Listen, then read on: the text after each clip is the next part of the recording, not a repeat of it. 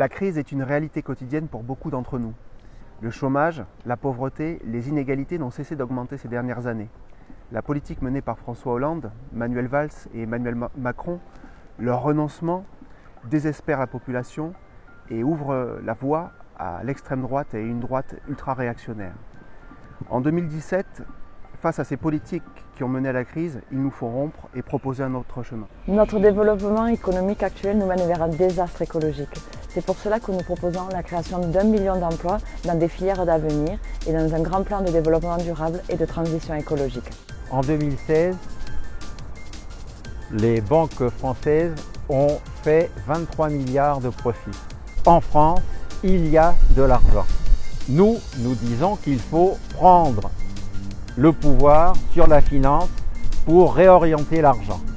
Nous devons réaffirmer l'égalité homme-femme dans le monde du travail comme dans la société. Les inégalités salariales sont insupportables. Faisons de l'égalité femmes-hommes une grande cause nationale.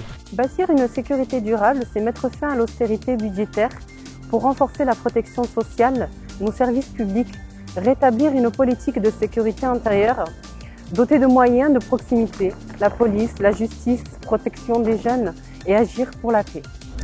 Et si on changeait la vie, si on donnait priorité à la jeunesse en investissant dans l'éducation, dans la culture, dans le sport, dans le numérique, l'humain, avec l'abrogation de la loi El Khomri, avec les 32 heures, avec la retraite à 60 ans, c'est donner du temps libre à chacune et à chacun. La 5e République est à bout de souffle. Mettons fin au régime présidentiel par une 6e République. Ainsi, changeons la politique et la vie.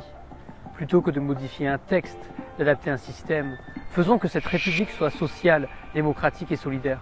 Nous ne pouvons rien faire dans cette Europe qui est antisociale et antidémocratique.